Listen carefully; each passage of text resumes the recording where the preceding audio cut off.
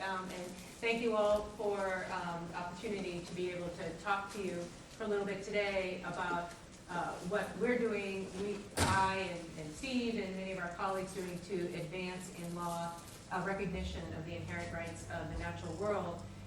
And then also to hear your questions, your thoughts, your input, because I find that that is extraordinarily valuable, because this is something, you know, how we heal the planet is something that we're all going to be doing together. The requisite slide on how things are bad and getting worse all the time will just be one of those today. So basically we're seeing an enormous increase in significant threats that are really not just threatening the environment, it's creating challenges from an environmental perspective, but also from a human perspective as well, particularly pollution, climate change refugees are becoming an increasing problem. Populations and ecosystems being increasingly stressed, and rates of species extinctions climbing, and there's been recent scientific evidence to show that biodiversity losses may be more problematic than ecosystem impacts of climate change. So we're seeing a lot of threats to the environment that are systemic, that are chronic, and that are growing. Our environmental laws were passed about 40 years ago or so in the face of massive, acute environmental threats and insults, really. And so we saw, you know, DDT, Rachel Carson wrote about Silent Spring, we saw the death of the Great Lakes, Lake Erie in particular, the Cuyahoga River burning, the Santa Barbara oil spill. And all of these things really awakened people at one level to this idea that we needed to have a suite of environmental laws to allow us to be able to have a healthy environment and not have rivers that burned. And that was a really significant opportunity. And we shouldn't, you know, marginalize that at all. If we think about trying to pass a Clean Water Act with citizen suit provisions in our Congress today, it's just unthinkable. And so this was an important evolution in our environmental history. And the intent was good. The intent was to create specific goals, you know, like no pollution in our waterways into surface water past 1985. But ultimately what happened once sort of the protests and the movements and the grassroots energy went home was that the overarching system within which we work really pushed back on the implementation of a lot of these good intentions. And so what we've seen over time is what, you know, a lot of environmentalists call a legalization of pollution. So we've had slower degradation, less degradation, but nonetheless the degradation has not reversed. And we're starting to see problems cropping up that we hadn't anticipated with our environmental laws. I mean, we didn't think that air pollution could cause climate change globally. So how do we start to think about that, especially as environmental shortages start to mount?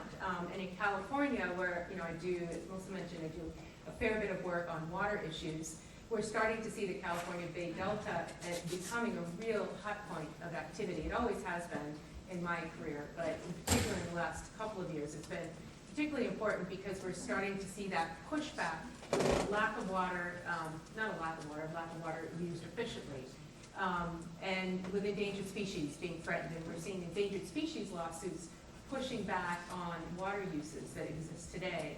And this hat is something you can buy on Zazzle, if you know Zazzle.com. And it was created as a way for certain large industrial agricultural interests to push back on the lawsuit that said that the Delta smelt, the base of the food chain, one of the bases of the food chain in the Delta, was endangered, and that we needed to put more water back in the Delta. And they said, well, you know, in farmers over minnows, they were denigrated. What the Endangered Species Act did in that case, it raised the issue of water, but it also drew a great big bullseye around the Delta smelt. And Sean Hannity himself came up to California to give his wisdom to us on this particular issue. But problematically, you know, it's not just the Sean Hannitys of the world that are weighing in with some disconcerting viewpoints. It's also some of the most objective and really, you know, brilliant minds in California starting to look at water management problems. And in this particular report, the Public Policy Institute of California, talking about what they call endangered species triage as a way of starting to think about how to manage water. That, you know, some species, we're just going to have to let them go in order to manage our water efficiently.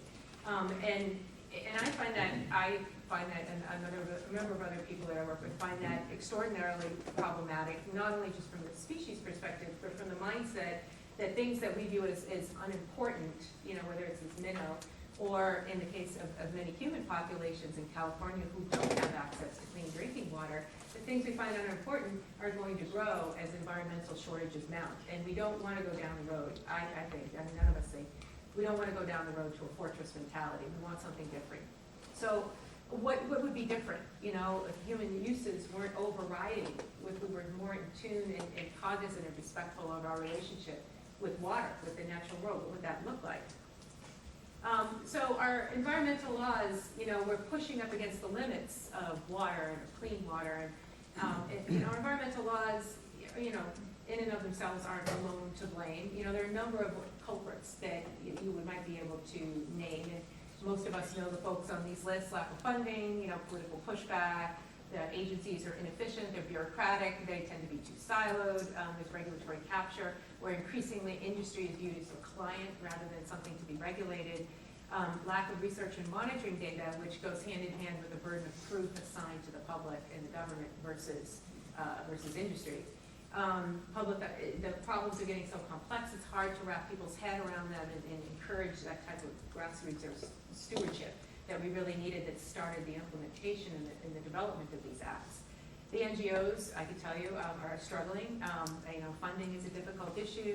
The court system needs to be educated. The laws, of course, have gaps themselves. So, you know, this list could go on. So there's a number of things that we're struggling with, and I think we're all struggling on a daily basis with some of these issues and trying to improve them. And we have had some successes, but we still have these problems that we really are having trouble wrapping our heads around. And so, in addition to all of these flaws, one flaw that we talk about in some of the work that we're doing, you know, myself and Steve and others, is that we also have to think about context, the context of the environmental laws, and the context in which they appeared, in which they're being implemented. And the context is that we have this idea that the natural world is something that's separate from us, that's fundamentally separate, and it's fundamentally there for our use. Whether that is a, you know, beneficial use or something we use it and we care about it, or we use it sort of destructively and don't really care. Nonetheless, it's viewed as something that is property, that is our servant, that's for our use. And so we had two differing viewpoints around the turn of the 20th century. Gifford Pinchot, the head of the first head of the U.S. Forest Service, described our nation's new conservation ethic as, you know, sort of allowing the forest, not just sort of mowing it down as we sort of had before, but using it sustainably, trying to produce from the forest whatever can yield for the benefit of man. And we see that in other laws today, for example, Magnuson-Stevens Fisheries Act, where they talk about maximum sustainable yield of fisheries. And then his contemporary, Pinchot's contemporary, John Muir, and they had a whole other side battle going on about hetch-hetchy, which could be a separate class in and of itself. But John Muir had the opposite opinion, this idea of the forest not there to be in service to us, but something that was our partner, that we were intimately connected with in every way, and that we needed to moderate our own behavior in a way that was consistent with the recognition of and respect for those fundamental interconnections. And so, you know, as he did with hetch-hetchy, Pinchot's viewpoint won out. And so we have a conservation ethic that reinforces this overarching understanding of nature as separate from us. So this idea, this flaw, this missing of the context within which our environmental laws are placed is reinforced, is caused by, reinforced by, it's a sort of integral process, back and forth process, by economics and our economic system, which by its very nature, by the way it's written, encourages you know, further environmental degradation in the way that we look at GDP, for example, as a measure or metric of well-being, whereas GDP is really just a measure of the cost to society in many viewpoints and in many aspects. Financial statements, the way that we do our balance sheets and our financial statements to allocate regulations of costs. And one of the frustrations I felt as a lobbyist in Sacramento for many years and going to the legislature and working at the state water board is going there and always having that pushback, and you never really won anything. You were constantly in the process of keeping the wins and trying to get a foothold forward as you were sliding back. And it's not because, you know, just industry lobbyists got up in the morning and said, you know, how am I going to rape and pillage the earth today? You know, in general, they were nice people. You don't really hire, you know, people who are not very nice to be your lobbyists. You want them to get along with people, and they were nice people. We disagreed on some things, but they were working within the context of the system that said that, certain things are good. Being able to use the environment in a way that you had to pay as little for it as possible was good, and that would maximize your profits. And governments, of course, subsidize many harmful behaviors. They subsidize the oil and gas industry despite climate change. The food industry has a lot of unhealthy subsidies. So there are a lot of different things that we do as in our governance systems, in our legal systems, and in our economic systems, which are embedded in both, to reinforce some of these destructive behaviors. And so how do we start to think about how to change this? I mean, this seems really overwhelming when you think about how our behavior is embedded in this larger system. And if we want to be successful, if we want our environmental laws to be successful, we almost really have to step back and change the system itself. And so that's what we're actually suggesting, is to step back and think, well, how can we actually change the system itself? And so just looking at water is just one example. I get the question in California, it's like I talk about rivers should have a right to flow. And that one is relatively easy for people to wrap their heads around, because you could talk about in-stream water rights and start to have a conversation with people. But even then they say, well, we've had this system, in California forever. How can we possibly begin to change it? And it's like, well, yes, we have an extensive amount of infrastructure in place, and yeah, that's a pretty significant barrier to overcome, but it's not like this was our idea forever. There were indigenous Californians that we forget about that were there for thousands of years, living in a relationship with water that's very different from what we live with today. Water was viewed as a partner, as integral, had a spiritual being in and of itself, and owning it was unheard of. When the Spanish came in the 1700s, yeah, nature was marginalized, but at least they thought about water in a way that was communally shared. It wasn't something that you could own to the detriment of another person in their community. But then when the gold rush came and this idea of first in time, first in right was instituted, that became the overarching paradigm, and that's the one we're living in now. And it's the kind of thing where like many of the other assumptions that we make about the context in which our environmental laws are placed, it's the kind of thing that we assume without thinking. And so what we encourage, Steve and myself and others encourage people to do is, start thinking about the assumptions that we're making. Start to deconstruct them a little bit and think about maybe we might be able to do things differently, because we made choices about how we got here, and we're at a place right now where we need to make some hard choices about where to go from here. And so, this all sounds very sort of pie in the sky, and nature has rights, and we need to be able to recognize our interrelationship with nature. This is something that's actually starting to happen on the ground internationally and here in the United States, and Steve will talk about here in Vermont. And so the one example that I'll give is after Copenhagen, after the climate change conference that was supposed to save us from climate change that did not. There were many, many nations around the world that felt very marginalized by that conference. They felt that they were pushed to the outskirts of the central discussions, and they decided we're going to have our own conference. So they had a conference on the climate change and the rights of Mother Earth, and they held it in Bolivia in April of 2010 after the fall of 2009 Copenhagen conference failed. And over 35,000 people attended from 140 nations, and that conference was held at the time where that volcano was erupting in Iceland. So many, many people wanted to get there and their flights couldn't. So there would have been more people. It was a very well-attended conference. And I should mention that I'm happy to give this PowerPoint to anybody who likes it. There's a website that's written down here, so anybody who wants it, just let me know and I'll send it along.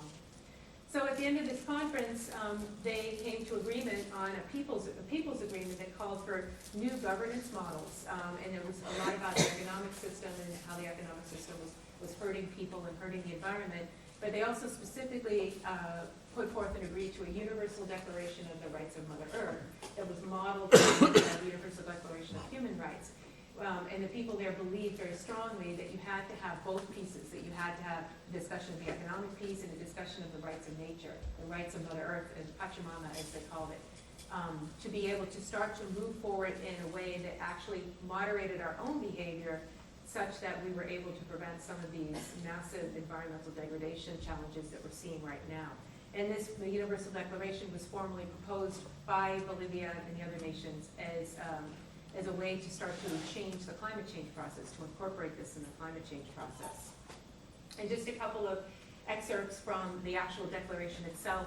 It defended the rights-bearing entity, nature, from the actions of the state, and included a right to life to exist, a right to habitat, a right for natural systems to play their role in the harmonious functioning of the earth. So basically, the idea that, we're not going to protect, as someone said in class today, the fish from the eagle, but we can protect systems and their ability and species' ability to struggle and thrive and evolve together with other species on this planet. And that the Declaration also said that nations had to enact laws that empowered us, people and institutions, to defend these rights in court, to defend these rights in a court of law. And again, this was modeled on the Universal Declaration of Human Rights, on the understanding that the same place from which human rights evolved, from our existence, as the drafting committee for the Declaration of Human Rights said, the value of the value of ourselves as humans and our rights comes from the fact of existing. It's not something, our rights aren't something that an entity, a king or an overlord gave us. It's because we exist on this earth. And so the Universal Declaration says the same thing, that the inherent rights of Mother Earth arise from the same source as existence. We co-evolved as humans with the natural world. And so we have rights, and as a result, they have rights as well. The natural world has rights as well. And then Article 3 of the Universal Declaration of Human Rights talks about right to life, liberty, and security of person. And again, similar to the way the Universal Declaration of the Rights of Mother Earth talks about the rights to exist and struggle and thrive, and the right to habitat. So after this was in 2010. Right before this, there was the Ecuador Constitution was amended, and after this was litigated in a court of law, these provisions. So Ecuador has sort of helped push in this direction for the Cochabamba Conference through their amendment of their constitution by a vote of the people in 2008. And these provisions here in their constitution, if you've read Should Trees Have Standing, and many people here I'm sure have, are reminiscent of Christopher Stone's language in Should Trees Have Standing, where they talk about the rights of nature, that there is a right to nature, that nature has rights to exist and thrive and evolve, but also you need these enforcement provisions, because a right without enforcement is not really a right. And so, like Christopher Stone, they incorporated language that said any person can bring these rights into a court of law. And again, as Stone talked about in Should Trees Have Standing, that nature has a right to be completely restored. So if you go to court, then if you get damages, it has to go back to the restoration of the environment, not to the person who owns that plot of land. And so the first successful case implementing this was in 2011, where some local landowners sued on behalf of a river that had been damaged by some road building activities, and they pushed the debris in the river. And the court found that the river's right under the Constitution to flow had been violated, and ordered the people who had done that damage to fully restore the river. This is not just simply a constitutional provision. In Ecuador, Bolivia has passed statutes in support of rights of Mother Earth. New Zealand, there's a treaty agreement between the Maori and the New Zealand Crown government with regard to the Wanganui River in New Zealand, recognizing the river as, and its tributaries, as a legal entity with rights. And those rights are to be protected by co-guardians that are going to be established on behalf of the river. And this particular agreement is still being developed. There are different details that are being developed, but they came out with this one in August of last year to be able to start the process with a fundamental understanding that the river is a legal entity with its own rights. But this is not just something that is happening internationally in other countries, in South America and far across the ocean. It's also happening here in the United States. And we're seeing in U.S. communities, particularly those that are being threatened with some type of particular activity that the community doesn't want, like hydrofracking, we're seeing these communities start to pass ordinances in law saying that addressing both the rights of nature and addressing the rights of citizens, the rights of themselves as communities to be able to decide how they're going to govern themselves. And this website is, this is a link just to a map of many of these ordinances where you can click on and read some of these particular ordinances around the country. And again, they're nonpartisan. Many of them are in very, very conservative rural communities, not the types of communities that you would think would be out passing laws that say that nature has rights. There are about 36 of them so far specifically that include rights of nature language. And a lot of it is related to fracking or people coming in and trying to extract a community's groundwater for bottling or other type of mining activities, something extractive that the community doesn't want.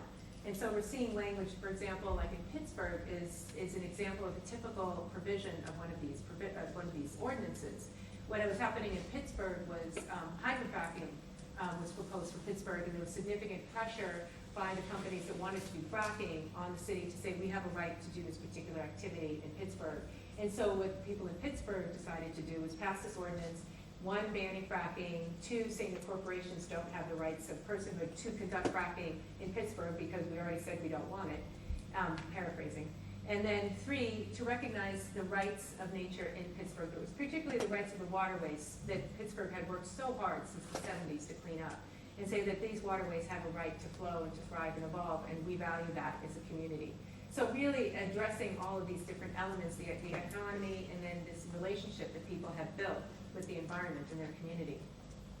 So that's the predominant model with respect to these ordinances, and we're seeing a new model starting to emerge in Santa Monica, California. Is a community I've worked with for the last couple of years. And just in April of this year, they adopted an ordinance that a sustainability rights ordinance, and it had several pieces similar to the other communities, but what was different in Santa Monica was there, if you know Santa Monica, it's this bucolic, beautiful coastside community with palm trees and beaches, and the people there are very progressive environmentally, and they have a sustainable city plan that has some very specific goals, and they grade themselves quite harshly in trying to become better, citizens with the environment, both locally and outside of the boundaries of their community. So they thought an ordinance like this would help protect the efforts that they were making to make themselves a more environmentally aware and sustainable and thriving community. So they included rights of nature language. Natural communities possess rights to exist and flourish. They included citizen enforcement provisions for that. They support the Sustainable City Plan. It's a model that Vancouver is starting to look at as well. I spent some time earlier this year in British Columbia, and Vancouver is starting to have conversations with them because they have a similar type of Sustainable City Plan in Vancouver. And what they also added was the rights of Santa Monicans to self-governance, as we saw, to say that corporate entities don't have a right to trump local rights to self-governance, but also focused on citizens' rights to clean water and clean air and sustainable food and energy. And putting these things into their ordinance, they thought was a way to really help force themselves to stick to their Sustainable City Plan and to have the type of community that they wanted to have. So in summary, so that we can continue talking about what's going on in Vermont, a new path is possible. We made choices of how we got here, and as we all know, law evolves over time, and so we can make choices about where we want to go. And we have, as lawyers, we talk about the rule of law and the idea that no one is above the law, but we as humans are missing this sort of larger law, the earth law, the idea that we have to live in harmony with the limits of the planet, and to respect those limits and to respect what the planet gives us. And that we can do that by rethinking some of our laws and some of the foundations and the assumptions that we put into our laws. And think about how rights-based movements have changed things over time, and how a rights-based movement for the environment can change things. And my website and my email, and I'll stay after if you would like a copy of the PowerPoint. I'd like to turn it over to Steve, who has a fascinating story. And Steve was in the Earth Law class, and such a pleasure to have last summer. So nice to be able to meet Steve, and really decided to run with this in amazing ways. So I'll turn over, and I want to turn off the thing so it doesn't have to show while he's talking. So, yeah. And do you want the microphone for Steve? Okay, great. Thanks. I think we're going to do questions at the end.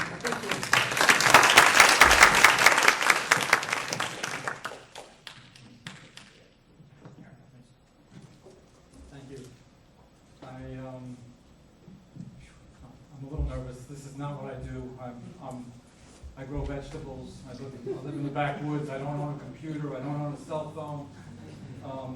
But I got angry when the Supreme Court said that corporations were people, and I decided that I needed to try to do something rather than get angry and just be frustrated. And what I decided to do was I decided to do a constitutional amendment in Vermont to give the earth rights. I felt that if corporations have rights and people have rights, that we should make it an even playing field and give the earth rights.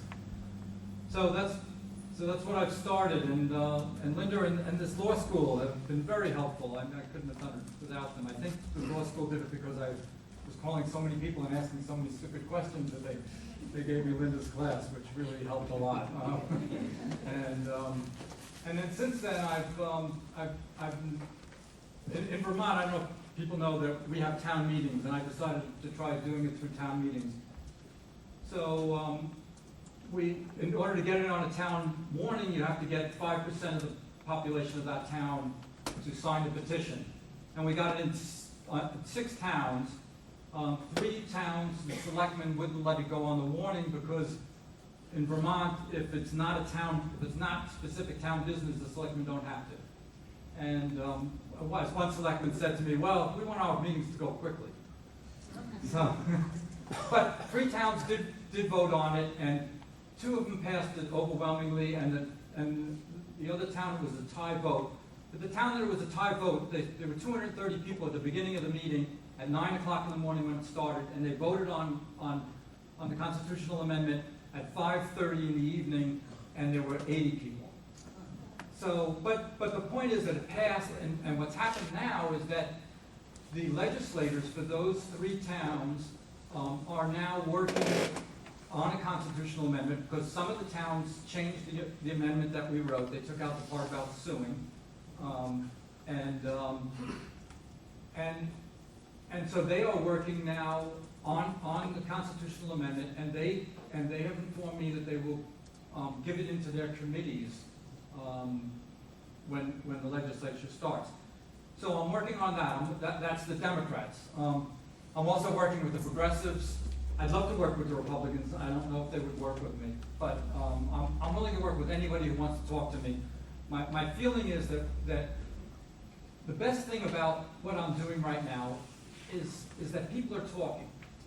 In Stratford, we had a very heated town meeting, and when the amendment was finally changed, it was passed overwhelmingly. I mean, I only heard like 5. I mean, I was a little nervous, but I only heard 5 or 6 people say no. So that was really exciting, and what it's done is it's getting people to talk, and that's really what I think is the important thing. I think people talking to each other is key.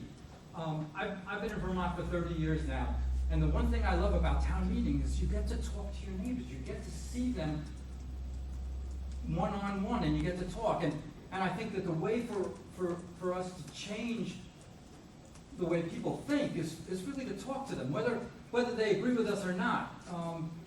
I think a lot of the stalemates that are going on in the U.S. is that we're not talking to each other. People aren't talking. And so that's what I'm trying to do. I'm just trying to really get people to talk. I'm really trying to get this constitutional amendment passed. But it's gonna be a long process. I'm working with other groups now. I started on my own, and now any organization that wants to can help me. I mean, or help the constitutional amendment, because it's really not me. And that's one of the things that I found is that it's not me. It's really about a constitutional amendment in Vermont for your rights. And I don't know what else to say. What I really find it really helps is if people have questions and they can ask, and I can. Let's open it up for questions now. Is that okay? Thank you. Thank you.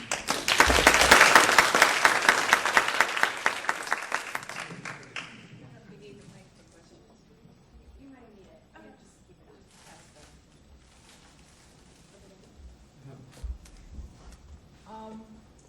You said there was one town that had an issue.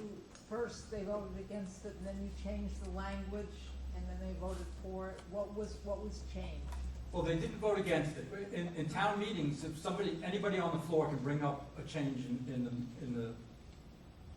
for the warning.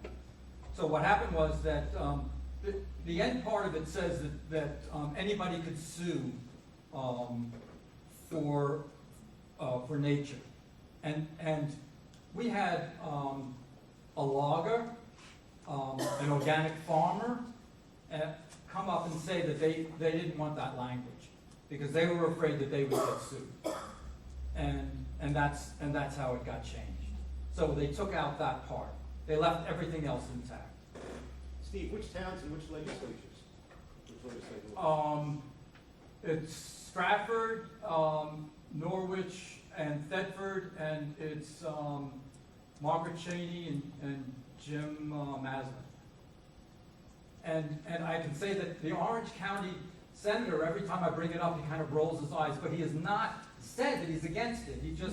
I think it's just something he doesn't want to deal with. Well, maybe he doesn't want to deal with me, because I brought up a couple things to him that he didn't like over the years. Yes? Yeah, I just want to say first, I think what both of you are doing is amazing, and really fantastic.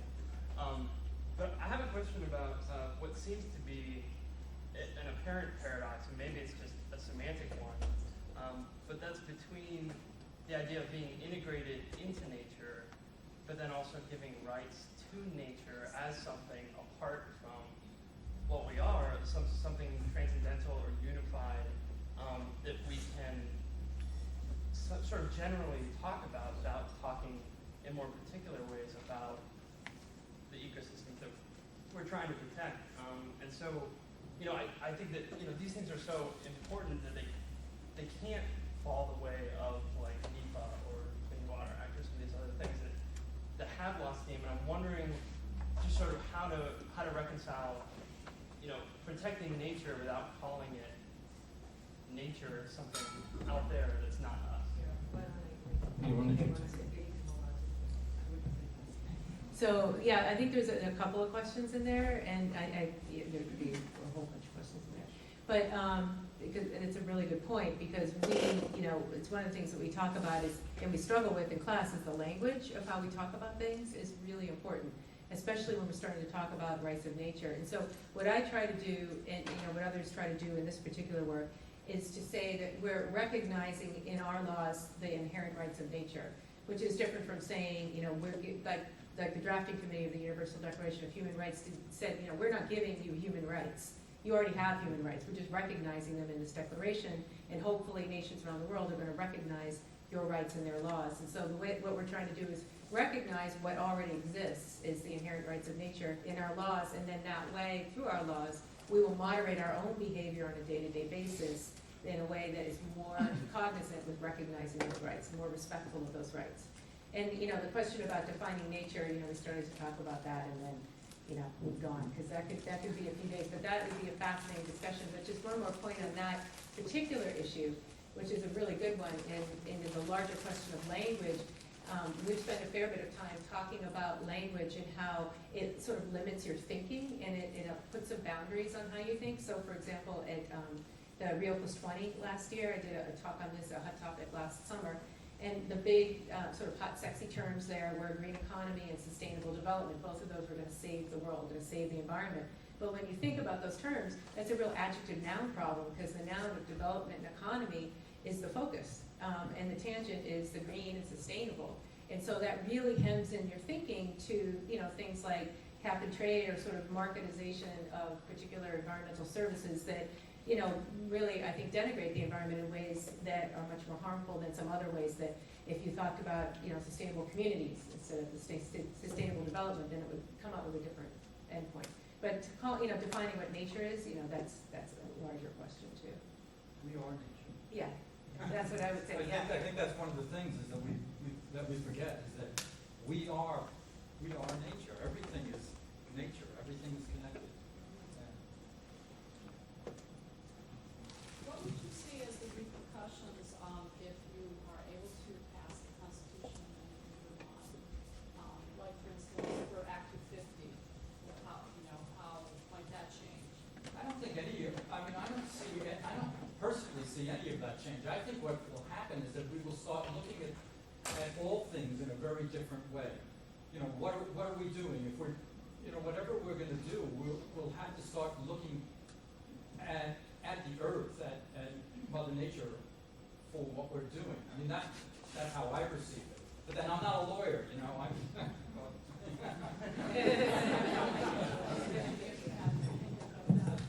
Yeah, no, I think that's an excellent response, because, we do find that, and actually Christopher Stone made that very point, and that you just made, and she's outstanding, is that when you start talking about rights of nature, the practical result will be, in his mind, that you start to see more laws being passed and implemented to protect nature. So you start to act in that way because you're sort of freeing up your imagination to work in a different way, and we're actually seeing that play out and the human right to a healthy environment movement, which is putting that in constitutions around the world, and you're starting to see more activity sort of on the ground because of that. I mean, it's definitely, it's not perfect because we've got to attack all these other issues as well. You know, sort of economic issues and, you know, rights to nature, rights of nature, but, it allows you to be able to envision a different way of being that you might not ordinarily, so I think that your answer was good. And that Gus says that in his book. Oh, yeah. Yeah. Live for the possible? Yeah. Yeah. You were next, Gus? What about other states? Are you aware of other states that are doing such as this now? Are you hoping that this could spread? That's exactly, not only other states, but other countries. So I feel like if it's gonna happen anywhere, it's gonna happen in Vermont. And it's funny because a lot of people in Vermont say to me, oh, this will never pass. And I say, will you vote for it? And they say, sure. And I said, well, if you're gonna vote for it, why wouldn't it pass? You know, I think that a lot of people don't realize how many people in Vermont really, you know, believe that the earth has rights. And so my feeling is that this is the place, if it's gonna start, and that's my, I feel like this is the pebble in the pond. And Yeah. that's what I'm hoping. Well, and I would add too, in Pennsylvania, those ordinances that I mentioned in Pennsylvania, like Pittsburgh, for example, the organization that's been working with a lot of these communities is based in Pennsylvania. And so you see, and there's also been a lot of threats to rural Pennsylvania communities for different types of extractive activities. And so you're seeing almost a critical mass of communities passing these ordinances. And so what they're hoping for there's a movement to start to bind together a lot of these communities to get enough people to support a constitutional amendment in Pennsylvania. And it's a very different political climate. So you need more ordinances, more local-based law to be able to do that. But there's definitely that movement in a way that's really progressing forward significantly. And different states, if you look on the map on the website, there are a number of states that have passed these ordinances already. Communities within the states themselves, you know, are waiting for the communities to filter up. New Hampshire. Yeah. You were next? Yeah, I was just wondering how you see nature rights moving forward in practice, because it's a really new area of law. For example, the Ecuador case study about the river. As far as I know, that was brought by foreigners. I mean, it's a pretty localized environmental problem. Doesn't really get at, let's say, mining, which is also prevalent in the country. So you talk about, let's say, enforcement challenges and how you see it panning out in practice. Yeah, okay. No, I mean, and that's a really important question, and there are a couple of responses to that. One is this larger issue, the economic system, is something that we need to start, as you say, talking about. There's a fellow, an ecological economist that teaches up at the University of Vermont, Josh Farley, who says these things much more eloquently than I about a different mode of economics, ecological economics, that allows us to be able to talk about an economic system differently that values environmental integrity and devalues things like mountaintop removal mining, which they're proposing in some of the most biodiverse areas in the world, in Ecuador, despite the fact that they have this constitutional provision. And one of the reasons that we think that is happening is because it came even though the Constitution was amended by a vote of the people, it was still a little bit of a top-down thing, as opposed to coming up from the grassroots, and which seems to be a much more effective way of providing lasting change in order to be able to have that movement forward. And so what I'm really hopeful for in particular is ordinances like that we're starting to see in Santa Monica and potentially Vancouver, where communities are starting to say, you know, that nature has rights, that people have rights to a healthy environment, that we're going to choose a different path through specific actions for our city, and that we're going to hold ourselves to that. So they're actually starting to live their lives differently. They're not just passing laws, but they're choosing to live their lives differently. And it's a long road, but it's something that I think needs to come up from the bottom in order to be sustainable.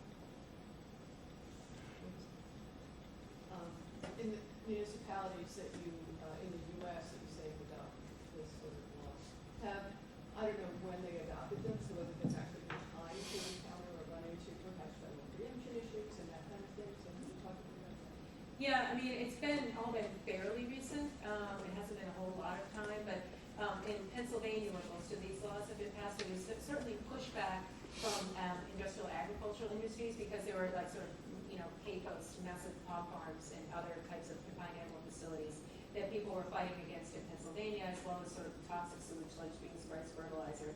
So they passed these ordinances, and then some laws were changed to to react to those in the legislature. So the agricultural lobbying industry got some laws passed that said that local communities cannot pass these laws, that they are preempted. And so part of the movement to do this is obviously we want to be able to succeed and have rights of nature and have more sustainable lifestyle. But to do that, almost we have to wake people up to the fact that they're making the assumptions that they're making about the nature of the systems that we live in. And so what happened was not unexpected and is actually a good educational opportunity in a lot of ways. Is what happened is the state attorney general was empowered through this new state legislation to bring a lawsuit against communities that pass these specific types of agricultural ordinances. And so the agricultural industry didn't even have to bring the lawsuit, the AG did. And so they brought a lawsuit, and in the opening briefs, they wrote that there's no inherent right to local self-government in the state of Pennsylvania, which is what this organization's NGO had been saying, but no one believes that until the AG puts it in a brief. And then it gets in the media, and it gets in a big banner, it gets in a parade, which is all the things that they did, to try to educate people that your government is saying you have no right to self-government, that you have no right to have a healthy community. And so then again, that perhaps brings more people into this idea that we can do something different for a healthy community for ourselves. So yeah, there has been preemption in that particular instance, preemption challenges, but the idea is that to be able to leverage those into further building a movement, not just stopping.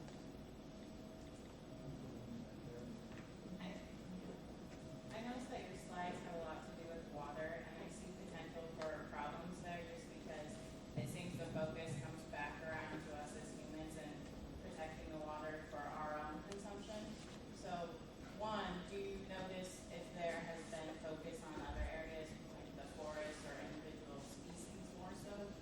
Or is it mostly when we look at protecting the rights of nature, is it more of a focus on the humans and we want to protect the nature because in the end we're concerned about our own well-being as opposed to we're really concerned about nature and we want to protect nature specifically for nature's purpose, not our own? Well, the only reason that I have a fair number of slides on water is because that's just kind of what I know. If I did more forestry work, I would have, more forestry. And then, the Descent in Sierra Club, the Morton was about, that Douglas wrote based on Christopher Stone's work was about a ski resort. So it's more sort of forested mountains. And so, the movement is supposed to be, of course, more broad. I'm focused on water rights for, rivers' right to flow, fish right to swim, just because that's my area and that I know about. But I work very closely at the international level, at the UN level, with people who are working on the human right to water. And I think that those partnerships are incredibly important because the mindset that allows us to marginalize the environment's rights is the same mindset that allows us to marginalize people who we feel is, less important. So, California, talking of water, there are a number of communities where you turn on your tap and you cannot drink your water. It's full of nitrates mostly.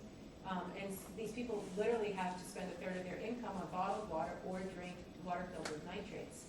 And, California has done nothing about that, even though there are funding sources available, because it's like, oh, okay, yeah, we'll get to those people. And that's the same mindset. So if we start to create an economic system, a governance system that respects the rights of humans to their human right to water to drink, we're starting to create the mindset that we need to protect the waterway too. Because if we're not protecting the waterway, there's literally no water for us to drink. My bias is to focus on the rights of the river and the rights of the river to flow because that's just my area and that's what I'm interested in. But I'm very supportive of people who do the human right to water as well because I think they go hand in hand with changing the biases and the assumptions that we have. It saddens me that it's gotten this bad, that, our country has allowed corporations and businesses to do whatever they want to the land, to harm the people, harm the ecosystem, harm our world. It saddens me that we have to even talk about this. Yeah. No, Well, what's funny is the fact that you express, that you're sad is something that we talked a little bit about in class because, as lawyers, a lot of times, and especially, when I do advocacy, you can't talk about that kind of thing. You can't talk, I'm angry, I have despair, I'm sad, even though we all feel that. And that's an important part of our work, that what drives us. But I think that it is important to acknowledge that and bring that into the conversation, especially if we're talking about these types of paradigm changes, because it is important to acknowledge that, because by divorcing ourselves from how we feel, we're again putting limitations on how we can act. And I think that we can act in a more fully human and aware way if we do acknowledge and embrace that type of sadness. I think it's real important. Right, I got angry and trying to change something, and I think that everybody in this room has felt that, about something, and if we all did something about it, then everything would change. Okay. I remember, good to see you both. A couple of years, well, we took the course last summer, that's when we talked intensively about this. And there was a joint resolution some time ago to amend the U.S. Constitution to include these, this reordering like the Ecuadorian Constitution, like what you're trying to do, or what the cities are doing on a city level. Has that movement on a national level to amend the U.S. Constitution, has that been quashed completely, or is that, what's the status of that? You mean like the move to amend, folks, the corporate personhood? Not even the corporate personhood, even on a larger level, and possibly a weaker argument, for a sustainability component in the Constitution. The argument against local governments having any kind of inherent rights to it comes from the Constitution. There is no mention of local government in the Constitution. It reserves the rights to the federals and the states, and stops. Is there any movement to amend on that level? I'm not aware. I mean, there certainly may be, but I'm not aware of one, maybe. No, sorry. Okay. We'll look into it. Something in the back of your hand up.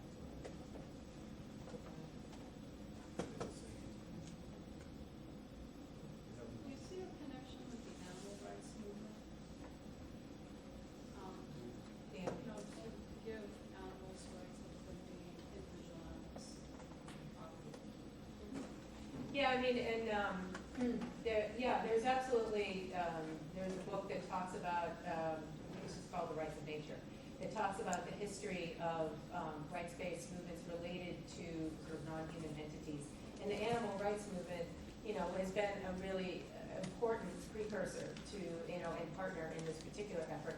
I think that some of the perspective, the focus areas are slightly different.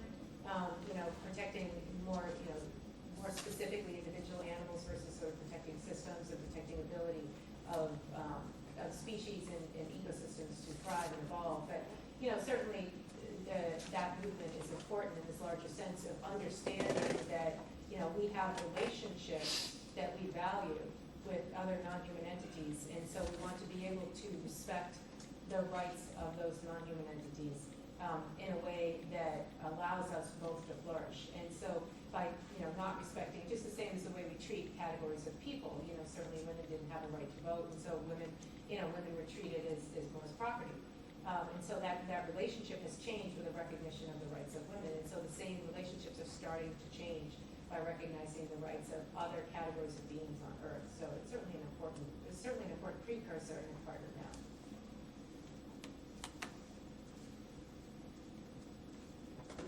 So who would have standing to sue on behalf of a river? I mean, because if you give it to you have to give it to a human, presumably, because rivers can't speak for themselves. But there are multiple groups of humans who could have a stake in that river and allegedly speak on behalf of it, who have very different agendas and philosophies. How do you manage standing issues? Okay, I didn't want to be impolite. The Ecuador Constitution and, each of these particular ordinances that I'm talking about say that basically, any citizen of that, nation, community, et cetera, has the ability to step up and speak for the rights of, say the river. And so you wouldn't logically be able to sort of step up and protect the rights of the river if you wanted to hurt the rights of the river. So you would have to be able to step up and you would have a system similar to, in a court system where you have independent guardians or people who are acting on behalf of, say, infants or, people who are incapacitated and can't represent themselves. So we have the same sort of system set up.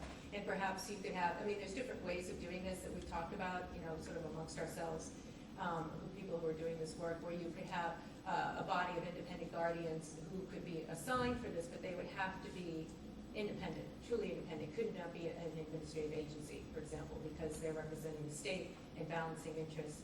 So we would have to have some guidance and standards that whoever is stepping up, it could be anybody, but they'd have to be fully acting on behalf of the rights of the river. Just as an attorney who is representing us has a certain code of responsibility that they have in order to represent us in a court of law, you would have to have some sort of guidance and standards. But it could be anybody. It has to be more open in terms of the standing, and that's one of the things that Stone talked about. I don't know if we can take any more questions. Yeah, we're 'cause gonna, this- we'll have to wrap We it will up. Otherwise, stay. people will be late. Yeah, yeah, you're right, thank you. Okay. Sure. Yeah, we'll stay and chat. If you want a copy of the, if you want a copy of the PowerPoint, just let me know. I'm happy to email it to you. I'll put it in a PDF so it doesn't get too big.